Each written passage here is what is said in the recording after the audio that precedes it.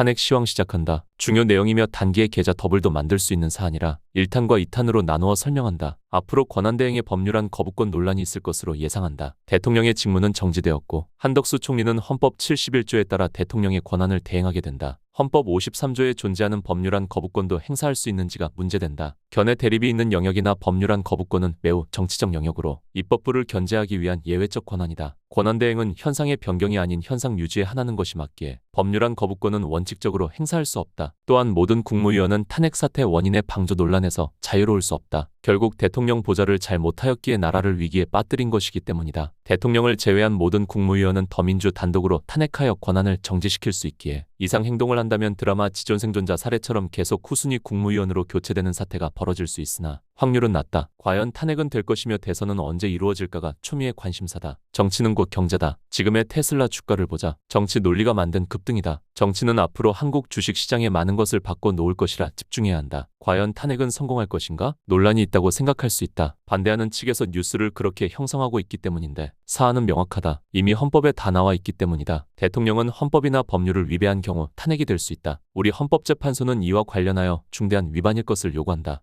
헌법 조문을 직접 위반하면 대표적 중대 위반 사례에 해당한다. 헌법 77조는 계엄 선포의 요건을 열거하고 있다. 헌법 제77조 대통령은 전시 사변 또는 이에 준하는 국가비상사태에 있어서 병력으로서 라고 되어 있다. 병력으로서가 포인트다. 군을 동원해야 할 만큼의 위기 상황을 의미한다. 경찰로 치안 유지가 가능한 사안은 경찰로 해결하고 이게 불가능한 수준의 위기 상황일 경우에만 병력 동원을 허락하고 있는 것이 헌법의 명령이다. 윤석열은 이번 사안이 전시는 아니나 이에 준하는 비상사태라 주장하고 싶을 것이다. 그렇다고 해주자. 다시 77조 사망으로 내려가게 되면 비상계엄 시 조치 가능한 사항을 열거하고 있다. 정부나 법원의 권한에 관하여 특별한 조치를 할 수 있게 되어 있다. 반대의 해석상 국회나 중앙선거관리위원회는 법원도 정부에도 속하지 않는 독자적 헌법기관이다. 77조 1항의 요건도 충족을 못하나 충족한다고 인정을 해줘도 77조 사망을 명백하게 위배하였고 이는 견해 대립이 있을 수 없다. 내란죄와 탄핵을 헷갈리면 안 된다. 내란죄의 고의와 관련하여는 논란이 있을 수 있는 영역이나 탄핵 사유에 해당하는 헌법의 중대한 위반 여부는 논란이 있을 수 없다. 논란은 일부 극우 학자들의 극소수 주장일 뿐 헌법의 중대한 위반임이 명백한 사안이라 탄핵은 된다고 확정하고 봐도 될 것이다. 6월까지 끌 것인가? 문영배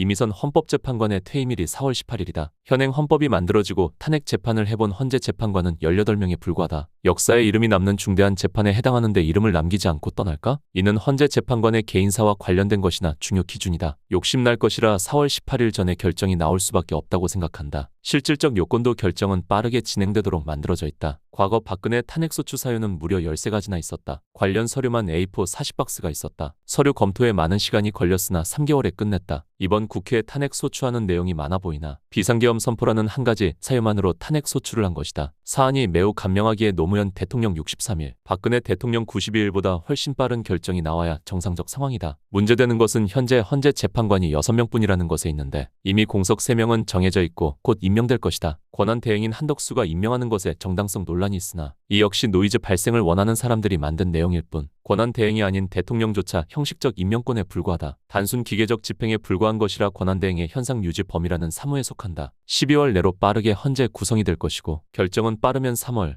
늦을 경우가 4월을 예상한다. 윤석열은 자신이 임명한 헌법재판관이 유리한 결정을 해줄 거라는 기대를 할지도 모르겠다. 헌재 결정문은 반대의 의견이 있을 경우 이름과 함께 공개되며 역사의 기록으로 남는다. 탄핵에 반대하는 재판관은 탄핵 반대 논리를 만들어서 설명해야 한다는 것이다. 쉽지 않은 선택이다. 따라서 윤석열 케이스는 구인 재판관 만장일치의 탄핵을 예상한다. 최근 평행이론짜리 유행이다. 2017년 5월 9일에 19대 대통령 선거가 있었다. 25년 대통령 선거도 5월이 될 가능성을 열어보자. 두 가지 변수가 있다. 헌재법 51조다. 윤석열의 탄핵 심판 청구와 동일한 사유로 형사소송이 진행되고 있는 경우 재판부는 심판 절차를 정지할 수 있다는 조항이다. 만약 검찰에서 윤석열을 기소할 경우 헌재는 심판 절차를 정지할 수 있다. 이 경우 헌재 재판이 매우 늦게 나올 수 있다는 우려가 있으나 위 조항은 할 수 있다로 되어 있기에 강행 규정이 아니다. 형사소송이 진행되고 있다 해도 헌재는 심판 절차 중단 없이 진행이 가능하며 2명의 재판관 퇴임이 4월에 있기에 2에서 3월에 헌재 결정이 나올 것으로 보여 대선은 5월일 가능성을 높게 본다. 윤석열이 시간 끌기에 돌입할 것이라는 것은 쉽게 예상되는 것이나 사안의 간명성으로 인해 4월 18일 전에 결정은 나올 것으로 보여 늦어도 6월이다. 또 하나의 변수로 이재명의 사법 리스크다. 이와 관련하여는 나중에 설명한다. 곧 상법 개정도 이루어질 것이고 신정부 출범의 기대감도 생긴다. 국장에서 수익을 취할 수 있는 대상이 매우 많을 가능성이 있다는 말이다. 이와 관련하여는 2탄에서 설명한다.